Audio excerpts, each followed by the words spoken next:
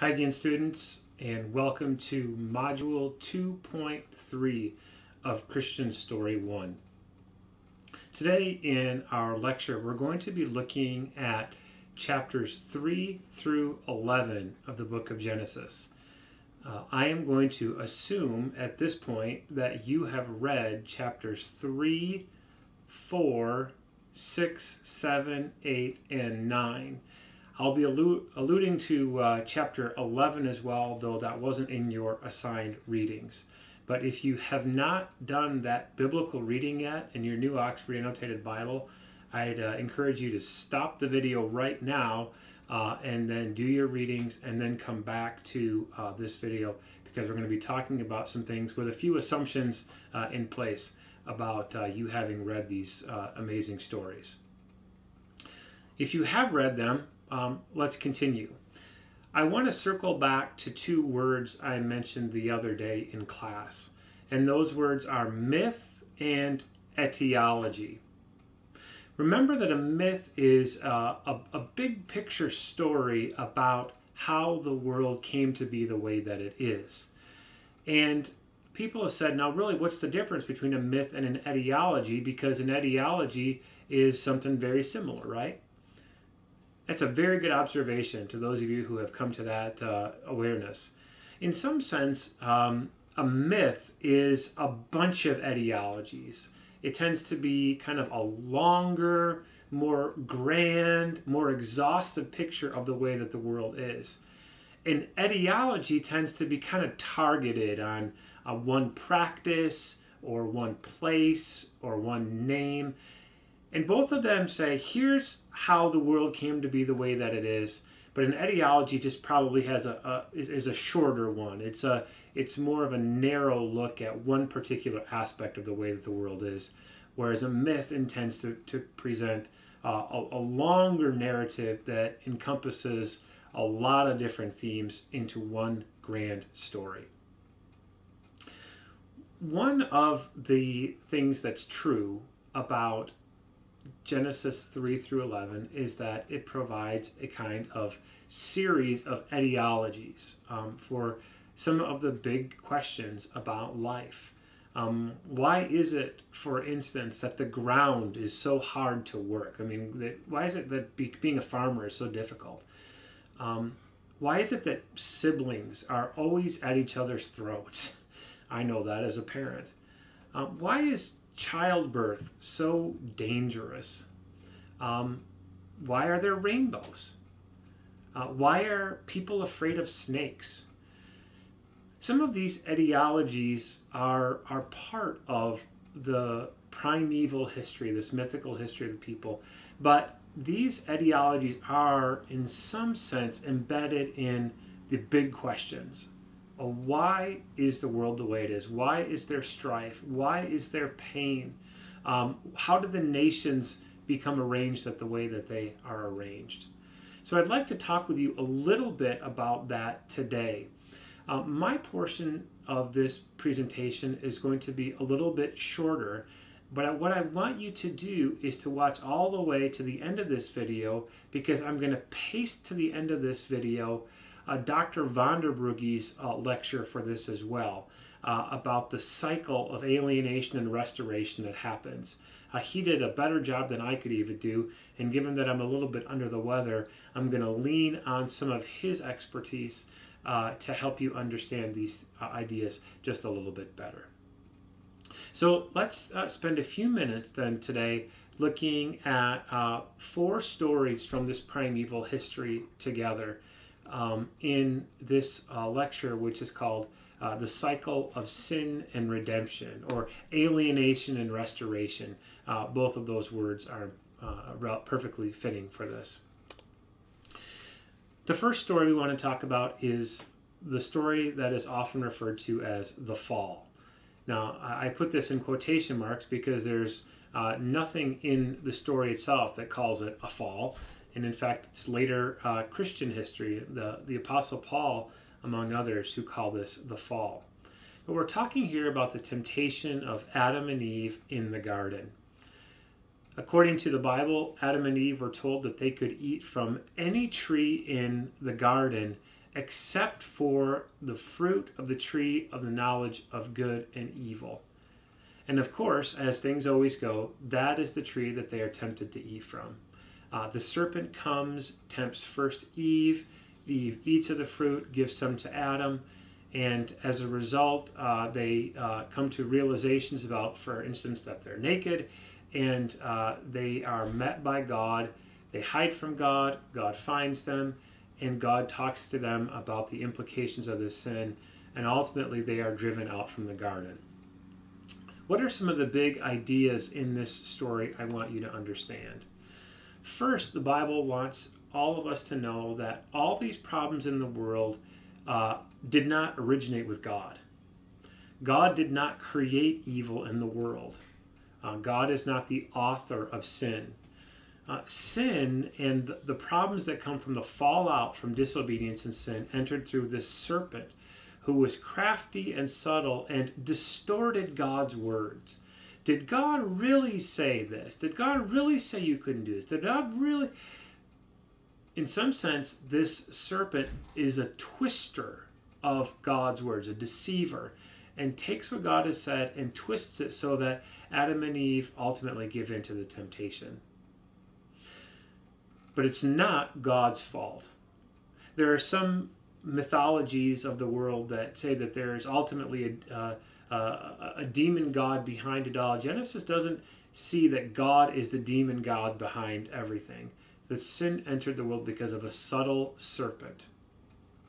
The second big point is that disobedience leads to curses in creation, and a kind of decreation begins.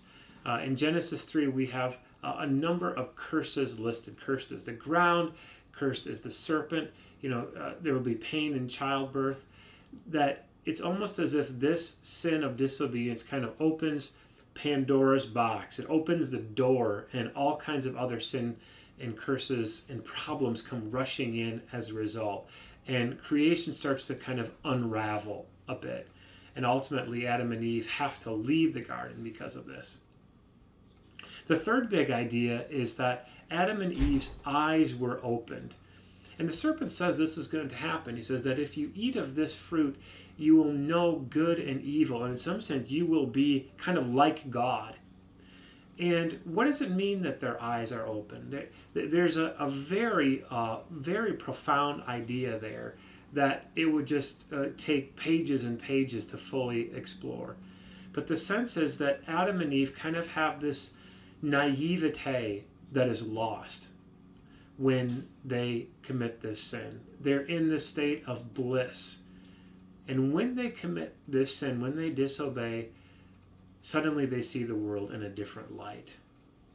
They understand that they are naked, they're ashamed, they're exposed. They realize they're vulnerable in some sense. Their eyes are open and they know good from evil. Again, there's much more we could say about this, and you can read any number of books on the fall, but the idea is that the world changes. The beauty of creation is scarred because of this sin. And what follows in the rest of this primeval history, chapters 4 through 12, is that the implications of sin entering the world grow and swell, and problems beget more problems. Genesis 4 is the story of the fratricide. This is the story of Cain and Abel, the two first children born into this world to Adam and Eve. And according to the story, Adam becomes known. He actually knows his wife. He becomes attracted to Eve. She has a child, and they give birth to Cain and Abel, these two boys. Cain becomes a worker of the fields. He grows crops. He's a farmer.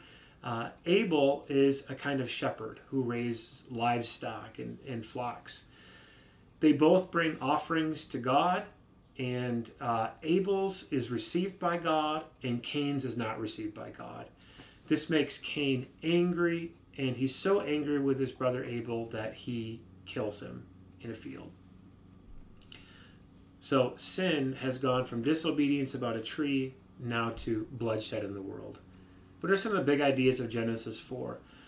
Number one, the power of sin is rising. God says to Cain, hey, watch out. He knows Cain is angry about the sacrifice. He knows that Cain is mad at Abel. And God says to Cain, sin is lurking at the door and wants to have you. It's like a lion crouching in the shadows, ready to pounce. And God says to Cain, you must master it. You must deal with anger. You must deal with temptation. You cannot be mastered by sin.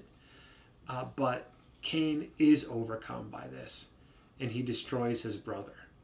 Sin rises in the world in its consequences.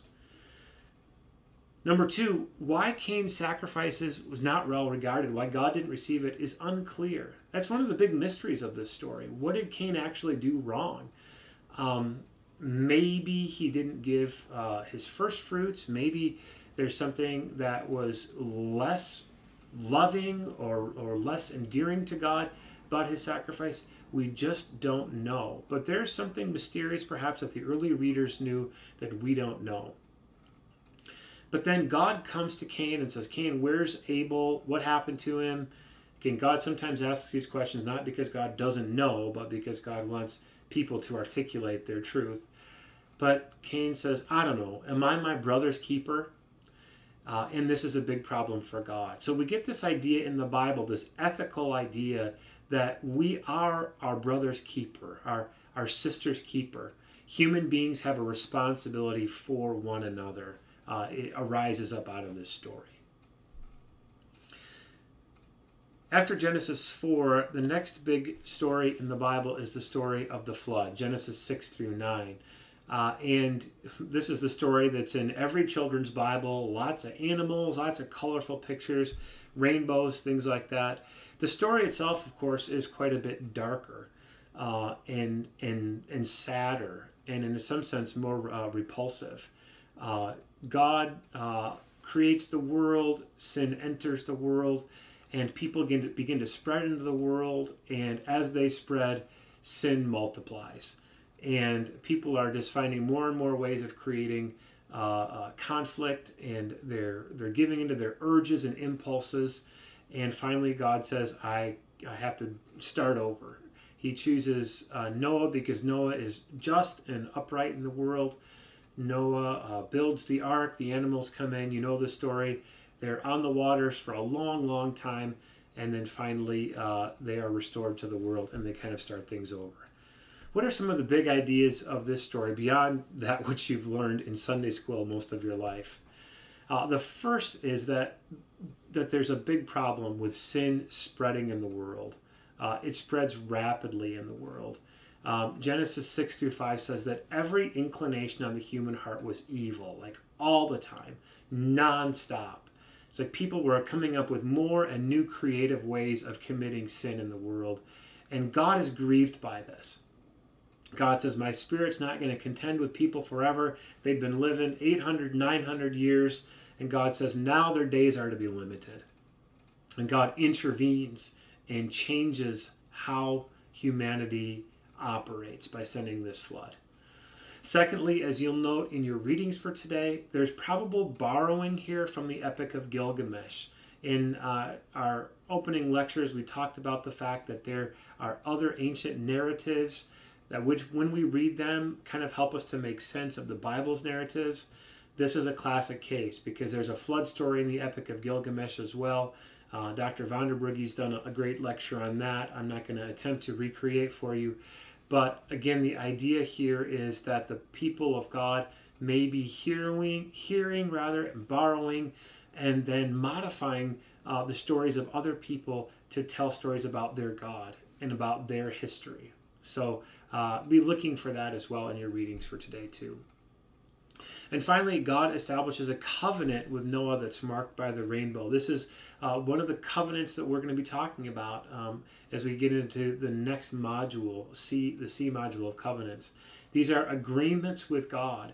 And here God creates a covenant with the whole world, not with a specific group of people, but with all of the descendants of Noah, which Bible readers would know are all the people of the world, that God will not destroy the world again with a flood. And the covenant is established by this rainbow. Here we have, again, an etiology. Why are there these colored arcs in the sky? The ancient people didn't know about light refracting through water droplets. So their account was that this is God's sign that he will not destroy the world again. There's some idea here that the rainbow is a kind of bow, like a bow and arrow, and that God is pointing this bow upwards toward himself, sort of putting himself in jeopardy by pointing the arrow heavenward and saying, hey, I'm on the hook for this one. I will not destroy the world again with the flood, and shoot me with the bow if that's the case. Again, a very powerful idea that's at work there. But it's a part of the story that we don't talk about in kindergarten, Sunday school, or vacation Bible school. God is staking his own life, his own reputation on the promise made to Noah. The fourth story I want to just simply allude to here today is not one from your readings, but I think it pushes the point even further about this mythic history, this primeval history of God's people. And that's the story of the fiasco, the Tower of Babel. After Noah and his family are saved from the flood, the Bible says that they begin to build a city in Shinar there. They begin to build a tower. And they build and build and build a city, this tower made of bricks, which is this building material that seems to be kind of native to Mesopotamia rather than to the homeland of the Israelites. And they build this tower to reach the heavens, and because in some sense they want to ascend to the place of God. And God does not like this. He goes down and he confuses the language of the people working on the tower, so they cannot finish the construction. The whole thing becomes a fiasco, and the tower is unfinished. This is to me, one of the most amazing stories in all the Bible. It's one I've done the most personal work on in the past, and I could go on and on and on about Genesis 11. But again, for the sake of our big picture thinking, here's some thoughts for Genesis 11 and the Tower of Babel. In this story, we have, again, human beings trying to ascend to the place of heaven. Again, as it happens earlier in Scripture, they're trying to, in some sense, become divine. Remember what the serpent said to Adam and Eve, if you eat this fruit, you will become like God. And in the lead up to the flood, the people of the world are, in some sense, it seems, having sexual relationships with the angels. They're trying to become like God. They think they have no authority. Here, humanity is trying again to ascend to the place of heaven. And maybe the idea of the tower is they're trying to get high enough in the sky so that if another flood comes, they'll be safe. They will not then be vulnerable if this happens. So they're trying to build up, up, up, up to prove to God that God can't get at them. The irony in this story, and so much of Genesis runs on irony, is that God observes this tower being built, and it says he has to come down to see the tower. In other words, they're nowhere close to challenging God's place on the throne of heaven. God actually has to take the escalator down to get to the top of their project. So there's a beautiful picture of God's greatness in Genesis 11 relative to the people's hubris and pride. And then there's an ideological function of this story as well. This story explains the name of the city of Babylon, which means confusion of language, Babel, Babel, Babel. And it also explains why people in the world speak in different languages. In ancient times, they would say, well, how come everyone doesn't speak the same language that Noah spoke? How come there's these different languages? There's an etiology here. Why are there so many different languages around us? Why do people speak so many different tongues? Well, the story goes, it connects back to the Tower of Babel, when God mixed up their language. There's also an etiology about the ziggurat. These would have been the pyramids that are seen in Babylon, especially when the people were in exile there. The towers that were present in Mesopotamia. Maybe the story of the Tower of Babylon also served as an explanation. Let me tell you the story of that tower, what happened there, and how our God The God of the Bible, the Lord that we worship, is greater even than that tower, which seems so impressive to us. In this particular part of the Bible, we have a kind of cycle that happens in which bad things do play out. People do things that are disobedient and sinful, and as a result, there are punishments. But what's also the case, and I'll allow Dr. Vanderbrugge to explain this in full detail to you, is that there is a redemption or a restoration or healing that comes when God prevents things from being as bad as they could be. Right? So you do something wrong, there is a punishment, but God also sort of stays the fullness of the punishment. God prevents all of the potential impact of the punishment from being felt by interceding with an act. It's probably wrong to call it grace, but something that's healing and restorative. Let's talk about how this happens in these stories very briefly. In the story of the fall, one of the things that happens is that Adam and Eve are naked and they are vulnerable. They realize they're self-aware about their bodies. They discover, again, how exposed they are and how, in some sense, weak they are, that they didn't realize this before. Now they have.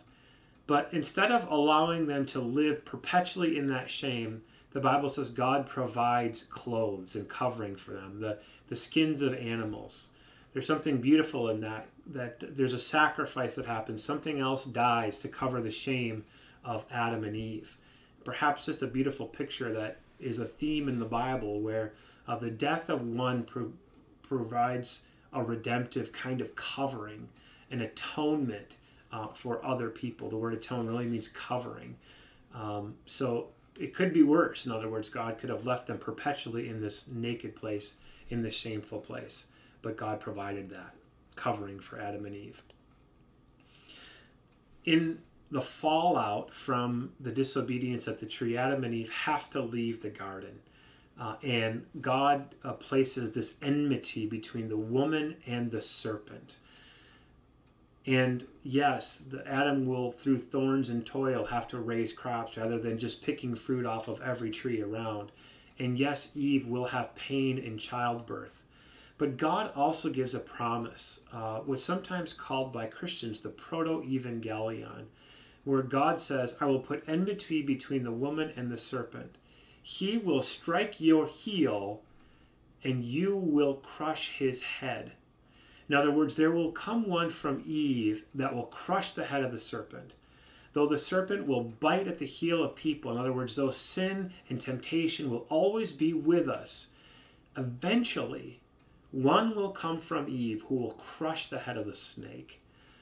And for Christians, we see this as a picture of Jesus. Proto-evangelion is a long word that means the origin of the good news, the origin of the evangel, the good news. Things are bad, but they could be worse because a deliverer is coming. In the story of Cain, we read that he is banished. He's forced to run away from society as it is just forming. But God places a mark on him for his protection.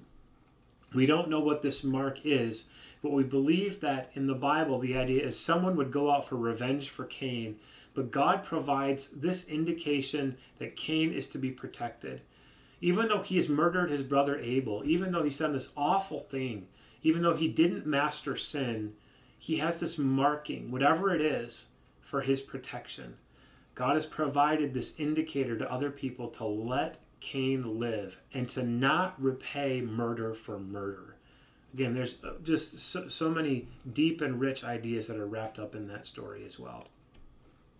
Finally, the fourth idea here, the world must be destroyed in a flood, but Noah and his family provide hope. God did not destroy everything.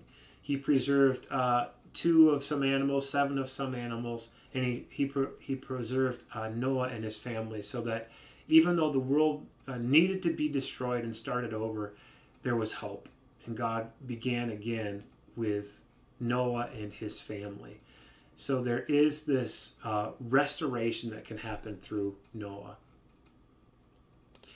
I want to encourage you now to continue watching through the end of Dr. Vanderbrugge's video.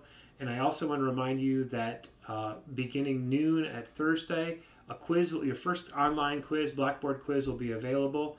You'll need to go online to take that. And it's a timed quiz. It'll be, I don't know, 8 or 10 questions. I have to write it yet.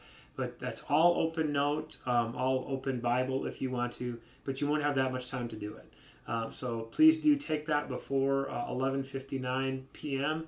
and on Friday night, and we will hope you do well on that. Again, I hope to see you on the 22nd on Tuesday. I'm going to continue to do my best to recover, and we'll be praying for you and ask that you be praying for me as well. See you later. Holy cow. We have covered some ground.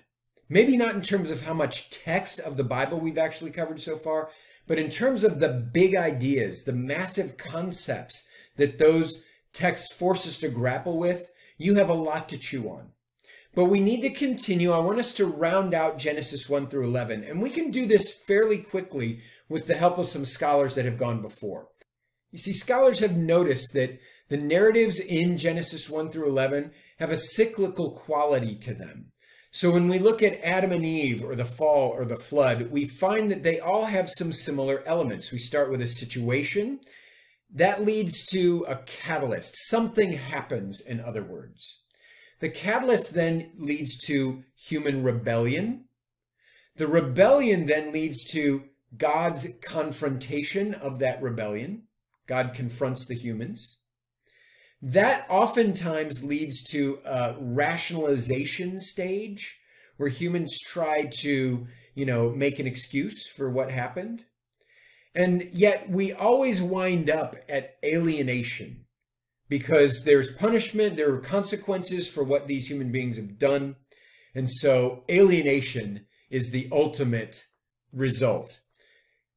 It's much easier to see what I'm talking about here if we actually start to add in some specifics. So let's walk through one of the narratives. In fact, we're going to walk through several. But let's start with the first one. Let's go to Adam and Eve. And let's see if you can get a sense of what this cycle is all about by looking at the Adam and Eve narrative that you all know pretty well now. So we're going to be dealing with really Genesis 2, but also especially Genesis 3. We're going to start off with Adam and Eve in the garden. Okay, that's our situation. What's the catalyst? Well, there's a serpent in the garden that says, hey, eat this fruit here. That leads to rebellion. Adam and Eve eat the fruit. What happens next? Confrontation. God steps in and says, who told you that you were naked? That leads to rationalization. Adam says, it was her fault, not mine. Eve then says, but the serpent tricked me. Nevertheless, there is punishment, and that punishment leads to alienation, right? They are removed from the garden. You get this sense of what I'm talking about here. Let's take a look at another one. Now, you weren't asked to read the Cain and Abel narrative. Some of you may be familiar with it. If you'd like to go back and read it, it's in Genesis 4. You feel free. It won't take you long. But I'm going to walk you through that one as well. And again, I think you're going to see that there is something to this cycle that scholars have identified in the various narratives that we find in Genesis 1 through 11. Here's our situation. Cain and Abel, who, by the way, in case you're not familiar with this narrative, Cain and Abel are the two sons of Adam and Eve. Cain and Abel offer sacrifices to God. What's the catalyst here? What happens that kicks all of this off? God says, I like Abel's sacrifice better. Incidentally, the text never tells us why. We don't know why God likes Abel's better, but he does. Cain learns this. And so what does Cain do? He rebels. How? Rather famously, he kills his brother Abel. That leads to confrontation, where God comes to Cain, knowing full well the answer to the question. He asks, Cain, where's your brother Abel? Cain rationalizes, and he says, how should I know? I'm not. Can you fill in the rest? Some of you know it. Good. I'm not my brother's keeper. That's where that rather famous line comes from. Punishment is the result, however, and alienation takes place. Cain is driven out from his family, from his community, and we end in that same place. Let's take a look at one more, the Noah account. And here I just put it all up for you. We don't have to walk through every piece of this. Noah is a little bit different narrative, but y'all are familiar with it. You get a sense of how the different pieces work. Could maybe mention that rationalization, there doesn't seem to be a rationalization stage, but we end with alienation, 40 days and 40 nights of rain that wipe out human beings. So really an extreme form of alienation. They're alienated from life, you might say. You see the pattern? I want you to know that I didn't make this up. I pulled this actually from a textbook that we used to use a number of years ago for this course. This is an idea, as I introduced at the very beginning, that a number of scholars have come up with to help us understand the Genesis narrative and their structure a little bit better, to show us this cycle. Let me show you one more example of this. But for this one, I want you to just play along with me for a second. In just a second, I'm going to ask you to close your eyes. I'm going to give you a phrase. And while your eyes are closed, I want you to let an image pop into your head when I say the phrase. Okay, you ready? All right, everybody, close your eyes. Got your eyes closed? I'm looking around. All eyes are closed. Okay. The phrase is Tower of Babel. You got your image? Now open your eyes. Is that what you were thinking? Yeah, I doubt it was. This thing, it's called a ziggurat. It happens to be located at the city of Ur, which is in very lower Mesopotamia. It's actually where Abraham was from, and we'll talk more about Abraham in an upcoming set of videos.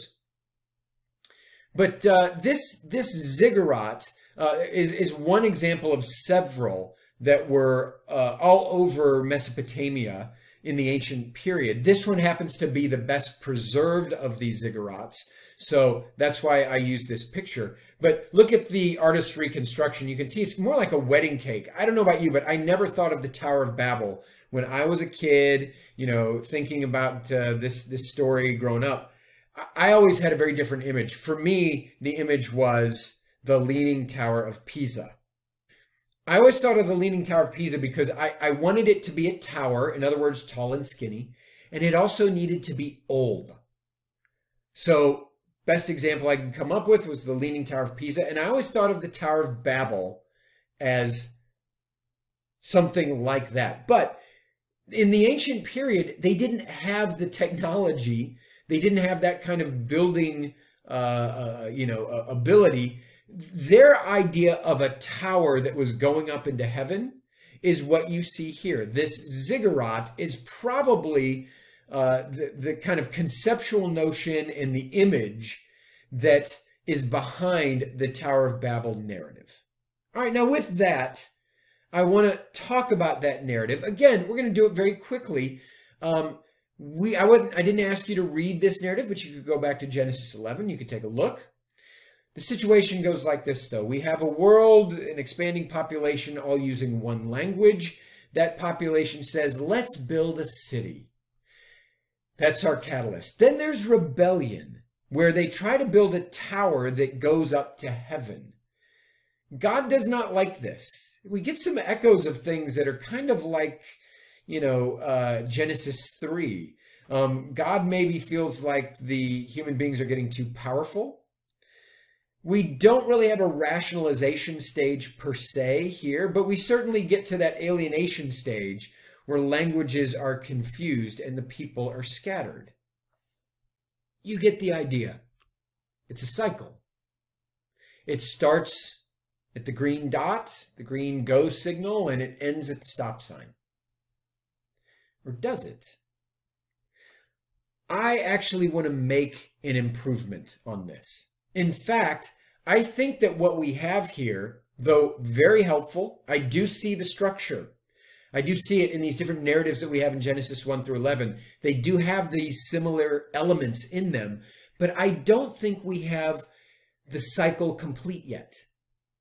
And look, I choose readings all the time. I choose textbooks regularly for my courses where I don't agree with everything that's in them. It's partly because that's a good learning opportunity. It's an opportunity for me to point something out to students and say, hey, look, sometimes textbooks don't get it right either. And as I mentioned, all of this cycle comes out of a textbook that we used to use for this course. But I think it's incomplete. I think it's actually woefully incomplete. It's missing a key element in this cycle. We need to add one more, and that element is restoration. Where does it fit in and how? The first thing that we have to do is get rid of the green go signal and the red stop sign. None of these narratives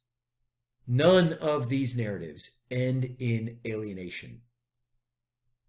They always go on to another stage in the cycle where God steps in and restores what has been lost. How biblical scholars, well-trained, writing textbooks, miss this is beyond me, but they do. Not only that, but that restoration will lead to a new situation, and boom, we start the cycle all over again. But the important thing here is that in all of these narratives, God is constantly stepping in. Look at this quick list of ways in which God gets himself involved, right? God starts getting down in there and playing in the mud. God does not stay removed from his creation. God is always inserting himself into it in a restorative way. By the way, the P's and the J's, those reference the JEDP theory, just so that you know that this isn't coming from just one of those sources, but it's coming from really our two most important sources in the book of Genesis, J and P, so that it's not something that is unique to one source. It's what we see in more than one tradition. When God creates man and woman in his own image, he's inserting himself into the equation.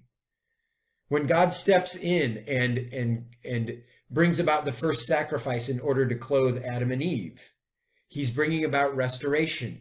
When Cain commits murder, yes, he's punished and sent away, but God gives him a mark.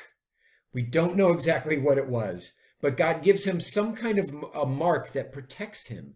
When Abel is lost, Eve weeps, and yet she gets to rejoice because she is given another son named Seth. Her lost son is restored. Even genealogies play into this. The way that Noah's Ark is a vehicle, literally, of restoration of human life. The promise of life, the rainbow after the flood, even the blessing that God gives to Shem, one of Noah's sons, all of these are restorative elements in the cycle. Sometimes scholars just don't get it right. Sometimes you'll read things in your textbook, your readings for a particular class, and you'll say, I'm not sure I agree with that. And you know what? That's okay. Before we're done with this video, take a look at what I've done here. This is an excerpt from one of your readings for this activity. This is from the Cambridge Companion to the Bible. That's published by Cambridge University Press, one of the finest educational institutions in human history, Cambridge University. And I want to walk through this with you, and I want to show you how you can read this stuff with a critical eye, and that you actually not only can do it, but you must. Cambridge Companion to the Bible says, Genesis 1 through 11 is no open-ended reflection upon the inscrutable lot of humanity in the vein of the Sumerian version of Gilgamesh, where the hero must simply learn to accept his fate. I read that and I say, yes, I love that sentence. It is so correct to say that even though we see these similarities, we are now aware of the fact that just when the story is about to zig, God makes it zag. These are not the same stories. They have been recast, perhaps culturally borrowed, right? But recast, reformulated so that they are now a distinctively Hebrew narrative with a distinctively Hebrew outlook. Let's keep going. Chapters 1 through 11 are part of a larger story in which God takes the initiative with a view to producing a humanity that will gladly accept their divinely appointed place in the world. I think I like this too. This is pretty good. God does take the initiative. It does sound a little bit like God takes the initiative and then just sort of waits to see what will happen. Let's keep going. Goes on and says, this story has been described as an education of voluntary creatures to make them free. I don't think I like this one so much. It's not their education that makes them free. Every professor and every college student needs to hear that line, right? It's not their education that makes them free. God makes them free. That's the way it started in Genesis 1. Let's keep going. With the hope that a humanity worthy of the world may emerge, Genesis intimates that the original creation might, after all, be regained. I read this and I go, swing and a miss. This sounds like God has now stepped back and has his fingers crossed that humanity can figure it out. I have to make it very clear to you all. That is not what God does. Budding biblical scholars, the message of Genesis 1 through 11 is that over and over again, God is stubbornly refusing to let people stay in a state of alienation, despite their own rebellion. God is constantly stepping in to restore that which has been lost. We do not serve an alienating God. We serve a restoring God. Come on, Cambridge. You can do better.